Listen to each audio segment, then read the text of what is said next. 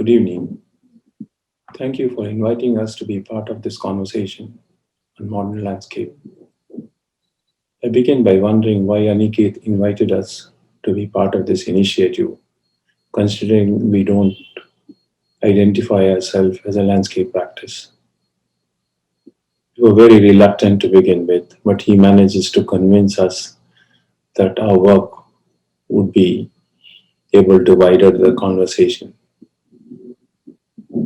That's the reason why we're here.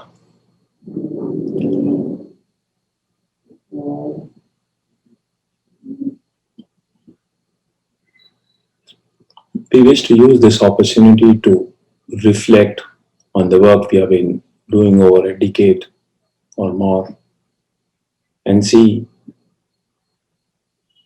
whether, there's any consistent pattern that runs across our projects. I begin my presentation. We're a small studio, primarily working on competitions and public projects.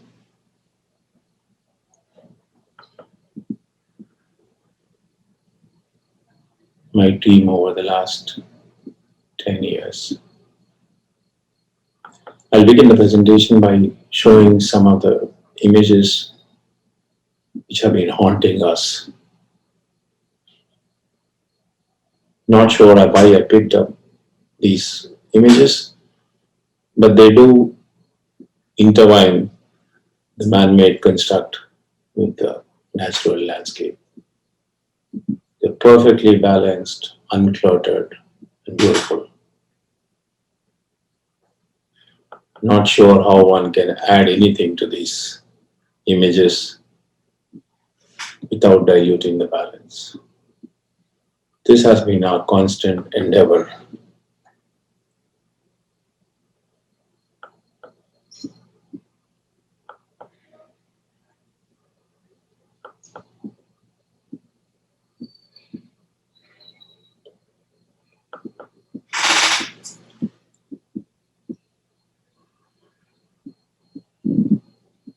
These are the broader approaches and ideas we have been engaged in across projects, across scales, and across geographies. Context was a generic conception, sight as a memory, sight as not separate and impermanence. Not that our work is defined by only these things, but I find these parameters to exist in all the projects as constant.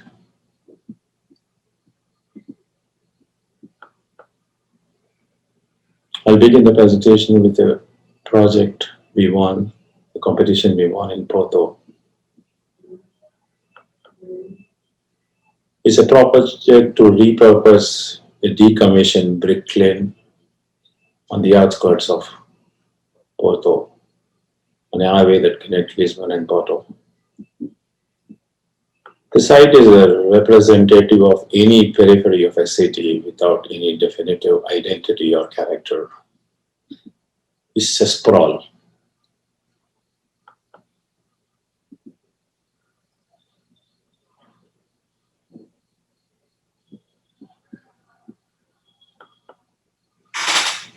The challenge for us was, what do you do with it? Do you assign any usage to it? Do you provide a public space that could become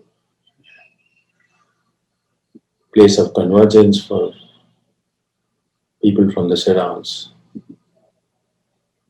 Considering the decommissioned unit was one of the oldest interventions in the landscape, the brief did speak about keeping certain fragments of the project as a memory to the place because the area is identified by the company that was decommissioned.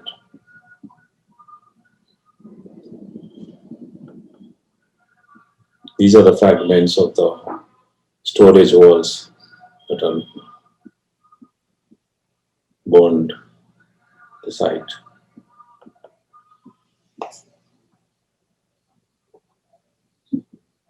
After carefully evaluating the possibilities, we have come to a conclusion that it's better that we clean up the place, do not do much, and create a kind of a world oasis where the place could change as per the needs through the week, through the day. The idea is to use the wall, the habitable wall, which was essentially a storage area for the bricks, as a guide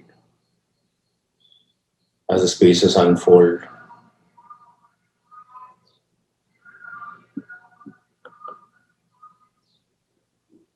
For us, it's a project where we could deploy the idea of doing very less or nothing. Essentially, the project is about cleaning up and allowing the space to mutate and find its own usage rather than defining it by assigning a particular usage. So this is what I meant. Impermanence, the idea of using fragments from the site as a memory to the place that existed before. All these spaces are unassigned. People just could explore, draw their own interpretations of what they could be.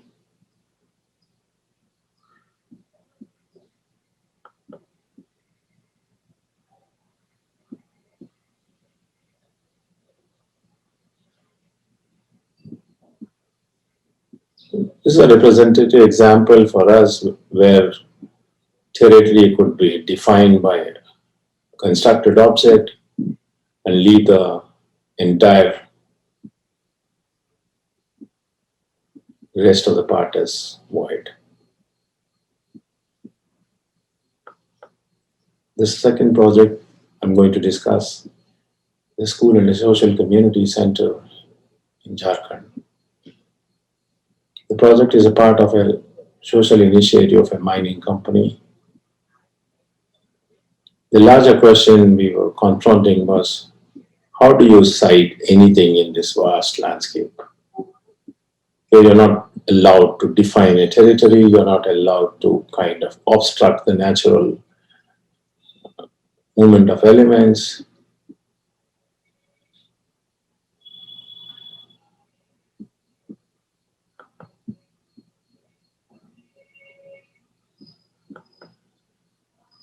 So after careful study of the site, we adopted certain strategies where, like, we could preserve all the trees and allow the storm water to move through the landscape without anything, and create a infrastructure. I'm emphasizing the word infrastructure instead of a building because there's no assigned definitive usage for this building. It could be a school, it could be a medical center, it could be an emergency shelter, it could be anything. The whole effort is to create something as minimal as possible and allow the natural landscape to dominate.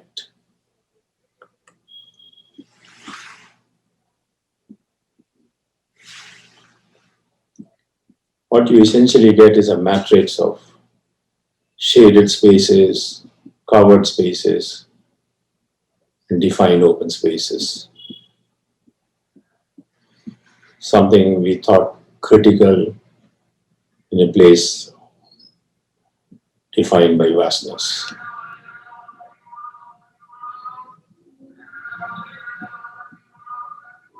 This place function of these spaces can vary. The whole idea is to generate a structure, deeper structure without assigning any usage.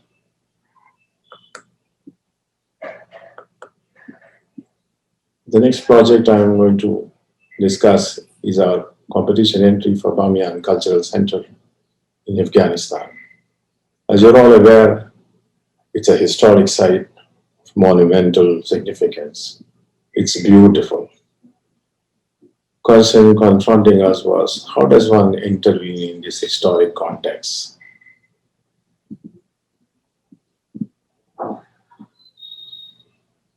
Does the intervention enhance its quality? Does it draw its quality from the inherent beauty of a larger landscape?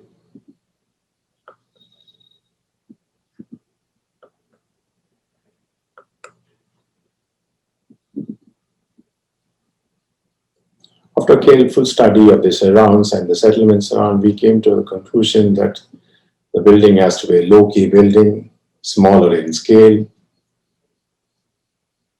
sitting lightly on the landscape. It's just the movement truth that holds everything together. These three areas, cubes are self-referential, have their own usage, without over-defining as per the function. The idea is to create architecture without content. Is it possible to do that?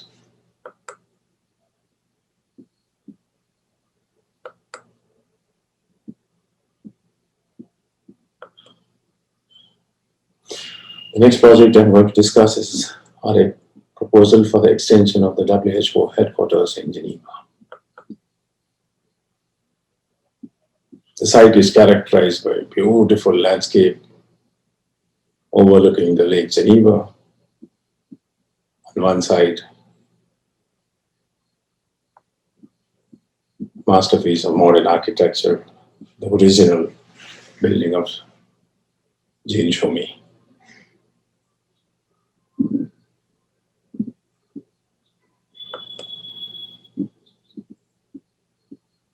How does one add anything to the image without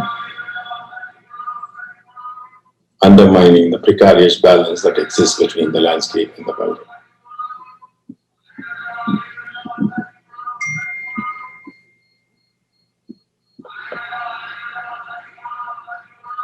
All these even like chartered buildings are essentially objects in a landscape.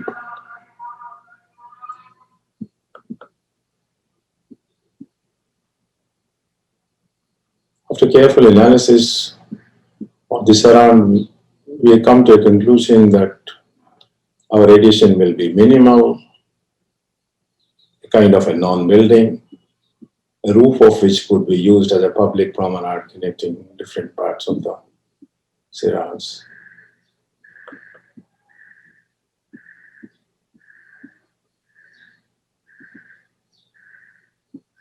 The strategy of keeping the interventions low allows unobstructed views from the whole building.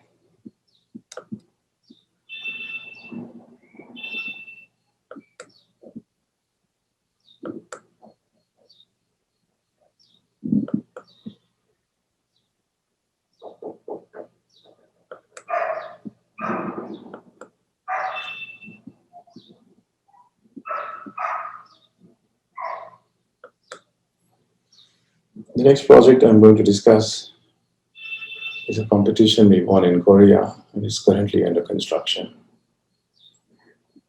The program was to design an art platform in the historic city of Suncheon. The city of Suncheon is 70 kilometers outside Seoul. This diagram illustrates the dichotomy between the built and the unbuilt. The perimeter, the buildings inside the perimeter wall are dense, opening up to a mountainous landscape outside the walls.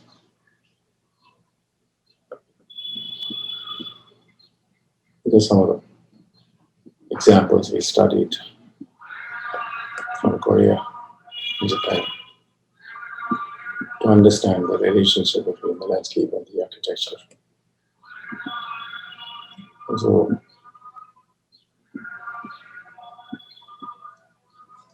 how the voids essentially become the structuring elements of dense cities.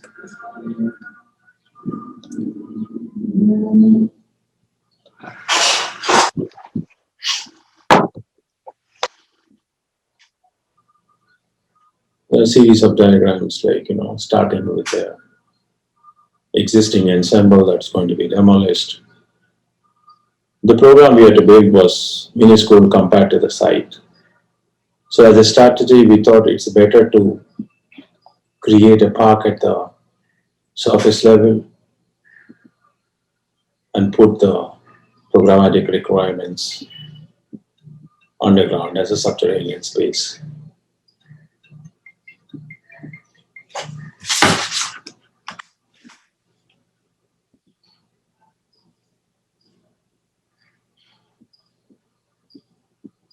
It allowed us to connect to the river, which is at a lower level, and you just have two pavilions on the surface level, allowing to access the subterranean spaces and also acting as the connectors to the surrounds.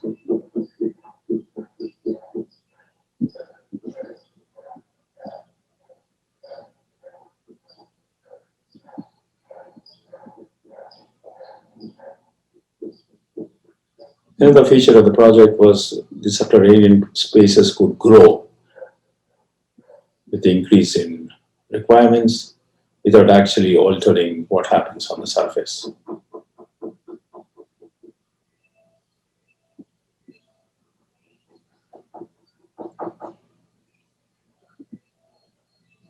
Extremely difficult to distinguish what is an interior and what is an exterior or what's an intermediate spaces in this project.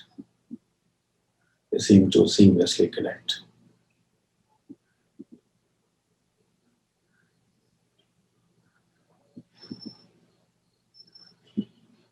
Here's some of the images from the ongoing construction.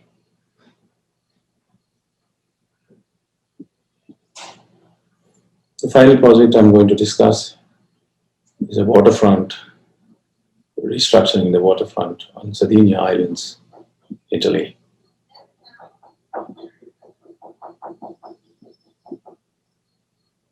The coastline is characterized by natural features and a harbor.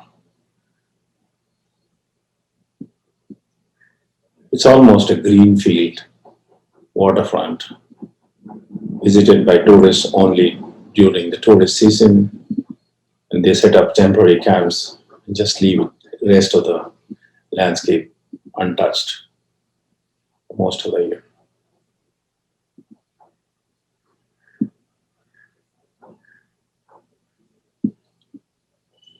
Instead of distributing the activities along the coastline, we decided to restrict the development to 5 different zones where intensity of usage varies, connected by a pathway and a bicycle path. The idea is to keep as much of the waterfront natural, and for us, what happens between these zones is as important as what actually happens in the zones.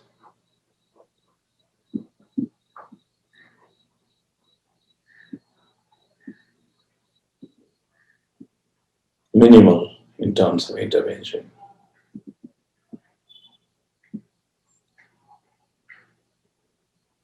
We commemorated a stone tower that existed for the last 600 years by creating a cultural plaza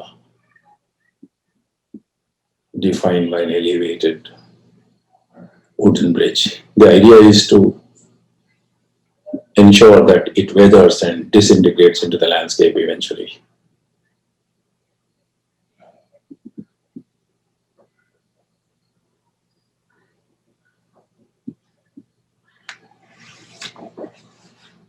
I wish to end the presentation by articulating some of the questions which we are still grappling with through our work. What exactly is the role of an architect or a landscape architect in philosophically defining what needs to be done, how much needs to be done, whether it needs to be done or not done? Do as professionals, do we have the ability to control this process? Does practice have to be all the time built?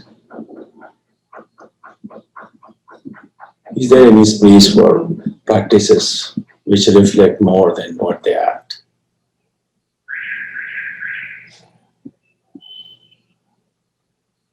And with professional dichotomy that exists between architecture and landscape, who exactly provides the initial vision for the project? We don't know. We have no answers for any of them. I hope some of the discussants and the audience at large will be able to provide some answers. Thank you.